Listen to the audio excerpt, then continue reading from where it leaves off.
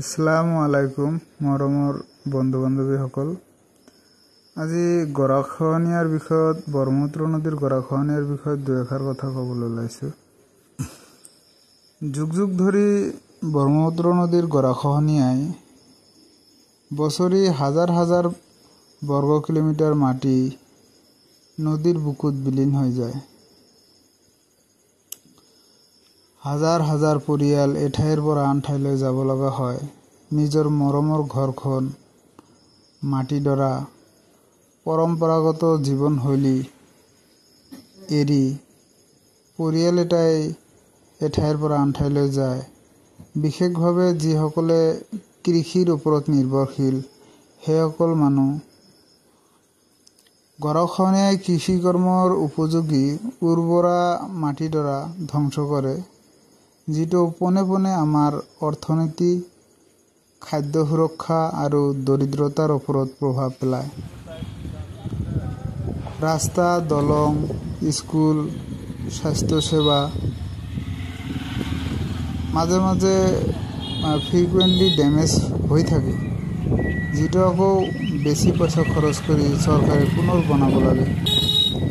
সামাজিক সাংস্কৃতিক ফালৰ পৰাও সামাজিক বন্ধন, সাংস্কৃতিক পৰিচয় পৰিয়ালবিলাকৰ বিঘ্নিত হয়। এইসকল মানুহ যেতিয়া এঠাইৰ পৰা আন ঠাইলৈ যাব লগা হয়, সেইসকল মানুহৰ নথি পত্ৰ, কাগজ পাতি এইবিলাকৰ আকৌ ট্ৰান্সফাৰ কৰিব লগা হয়। আৰু কিছুমান মানুহ এনেকুৱা দৰিদ্ৰ আছে যিসকল মানুহ পেটৰ ভাত এমুঠি যোগাবলৈ অসুবিধা। সেইসকল মানুহকে কাগজ পাতি ইমান দৌৰাদৌৰি কৰি টকা পইচা খৰচ কৰি কাগজ পাতি ঠিক কৰিব।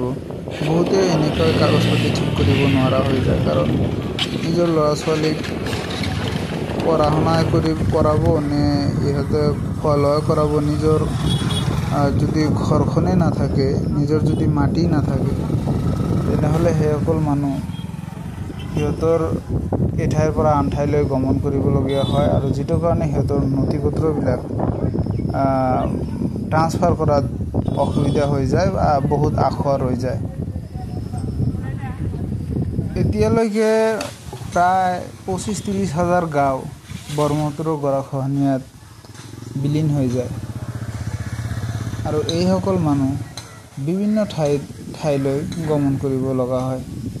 আৰু কিছুমান মানুহৰ এনেকুৱা আছে যে সিহঁতৰ পট্টা মাটি আছিল যদিও সেই মানুহবিলাক বেলেগ ঠাইলৈ গৈ মাটি কিনিব নোৱাৰা হৈ যায়। সিহঁতৰ ইমান পইচা নাই যে সিহঁতে এপুৰা মাটি কিনি ঘৰ কৰি থাকিব। তো গৰাখহনীয়াই আমাৰ ব্ৰহ্মপুত্ৰ উপত্যকাত বহুতৰে জীৱন দুৰ্বিষহ কৰি তুলিছে। গতিকে এইটোৰ বিজ্ঞানসন্মত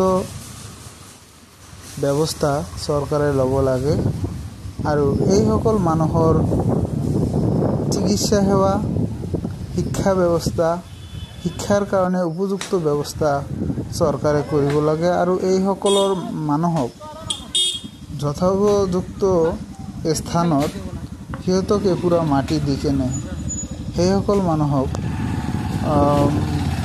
ভাৰতীয় নাগৰিকক বসবাস কৰি সুব্যৱস্থা কৰি দিলে সেইসকল মানুহ বহুত উপকৃত হ'ব। আৰু এই গৰাখহনীয়াৰ